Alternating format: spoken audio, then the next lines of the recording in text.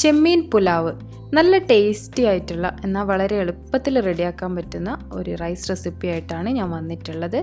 എന്നാൽ നമുക്ക് റെസിപ്പിയിലോട്ട് പോവാം. ചെമ്മീൻ മാരിനേറ്റ് ചെയ്ത് മാറ്റി വെക്കണം. 500 ഗ്രാം ചെമ്മീനിലോട്ട് 3 ടീസ്പൂൺ മുളക് പൊടി, കശ്മീരി മുളക് പൊടിയാണ് ഞാൻ എടുത്തിട്ടുള്ളത്. ആവശ്യത്തിന് ഉപ്പ്, കുറച്ച് വെള്ളവും കൂടെ ചേർത്ത് കൊടുക്കാം. എന്നിട്ട് നന്നായി മിക്സ് ചെയ്ത് 20 മിനിറ്റ് മാറ്റി വെക്കണം. പുലാവ് ഒരു റെഡ് കളറിലാണ് റെഡിയാക്കി എടുക്കുന്നത്. അതുകൊണ്ട് കാശ്മീരി റെഡ് ചില്ലി തന്നെ ഉപയോഗിക്കാൻ മാക്സിമം ശ്രദ്ധിക്കണം. ചൂടായ പാനിലോട്ട് 3 ടീസ്പൂൺ ഗീ, പശുവിൻ നെയ്യ്, പിന്നെ ഇഞ്ചി, വെളുത്തുള്ളി, പച്ചമുളക് ചതച്ചത് 2 ടീസ്പൂൺ. ഇതിലോട്ട് കുറച്ച് ഓയിലും കൂടെ ചേർത്ത് നന്നായിട്ട് മിക്സ് ചെയ്ത് അതിൻ്റെ ഒരു പച്ച സ്മെല്ല് മാറുന്നത് വരെ നന്നായി മിക്സ് ചെയ്ത് കൊടുക്കാം. 2 ഉള്ളി, ചെറിയ സൈസ് ഉള്ളിയാണ് എടുത്തിട്ടുള്ളത്. ഇനിയിപ്പോൾ വലിയ സൈസാണ് കയ്യിലുള്ളെങ്കിൽ ഒറ്റ ഉള്ളി എടുത്താൽ മതി. നമ്മൾ ബിരിയാണിക്കൊക്കെ എടുക്കുന്നതിൻ്റെ പകുതി മതി കേട്ടോ.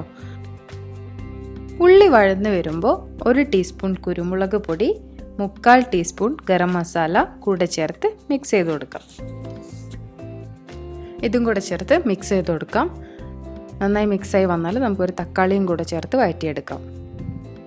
ഒരു ചെറിയ തക്കാളി മതി കേട്ടോ.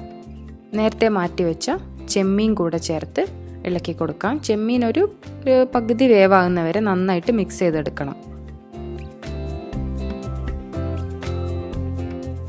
2 കപ്പ് ജീരകശാല അരി അല്ലെങ്കിൽ കൈമ അരി, ഇത് ഞാൻ 15 മിനിറ്റ് വെള്ളത്തിൽ സോക്ക് ചെയ്ത് വെള്ളമൊക്കെ കംപ്ലീറ്റ് കളഞ്ഞ് മാറ്റി വെച്ച അരിയാണ്. ഇതൊന്ന് ലൈറ്റായിട്ട് വറുത്തെടുക്കാം.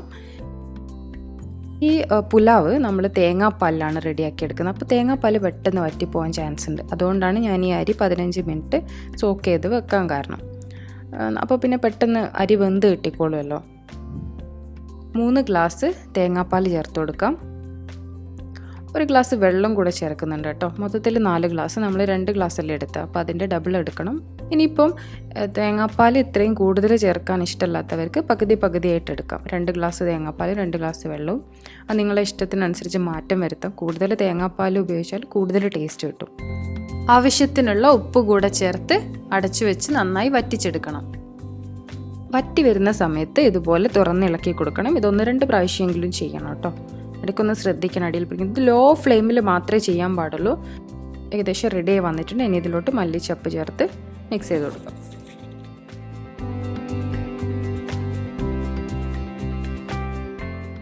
ഇപ്പോൾ റെഡി ആയിട്ടുണ്ട്. പക്ഷേ ഈ റൈസ് ഒന്നും കൂടെ ഡ്രൈ ആയി വരാനുണ്ട്. ചെറുതായിട്ടൊരു വെള്ളം കിടക്കുന്ന പോലെ ഉണ്ട്. അപ്പോൾ നമുക്കതൊന്ന് ഡ്രൈ ആക്കി എടുക്കാൻ വേണ്ടിയിട്ട് ഫ്ലെയിം ഓഫ് ചെയ്ത് ഒരു ഫോയിൽ പേപ്പർ വെച്ച് കവർ ചെയ്ത് 10 മിനിറ്റ് മാറ്റി വെച്ച ശേഷം ഓപ്പൺ ചെയ്തെടുക്കാം.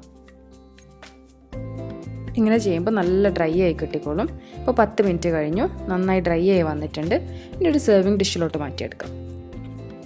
ഈ പുലാവ് ചെമ്മീനിൽ മാത്രമല്ല ചിക്കനിലും ഇതുപോലെ ചെയ്യാം. ചെമ്മീനിൽ ചെയ്തപ്പോഴാണ് എനിക്ക് കൂടുതൽ ടേസ്റ്റ് ഫീൽ ചെയ്തിട്ടുള്ളത്. ഇതിന് പ്രത്യേകിച്ച് സൈഡ് ഡിഷ് ഒന്നും ആവശ്യമില്ല. ഇതിങ്ങനെ തന്നെ കഴിക്കാൻ നല്ല ടേസ്റ്റാണ്. അപ്പോൾ നമുക്ക് കുറച്ച് ഇൻഗ്രീഡിയൻസ് വെച്ച് വളരെ കുറച്ച് സമയത്തിനുള്ളിൽ റെഡിയാക്കി എടുക്കാൻ പറ്റുന്ന ഒരു റൈസ് റെസിപ്പിയാണിത്. അതുകൊണ്ട് എല്ലാവരും ഈ റെസിപ്പി ഒന്ന് ട്രൈ ചെയ്ത് നോക്കണം. അപ്പോൾ എല്ലാവർക്കും എൻ്റെ ഈ വീഡിയോ ഇഷ്ടപ്പെട്ടെന്ന് വിശ്വസിക്കുന്നു. വീഡിയോ ഇഷ്ടപ്പെട്ടാൽ ചാനൽ സബ്സ്ക്രൈബ് ചെയ്യാനും ലൈക്ക് ചെയ്യാനും കമൻറ്റ് ചെയ്യാനും മറക്കരുത്. അപ്പോൾ ഒരു നല്ല റെസിപ്പിയായിട്ട് അടുത്ത വീഡിയോയിൽ കാണാം.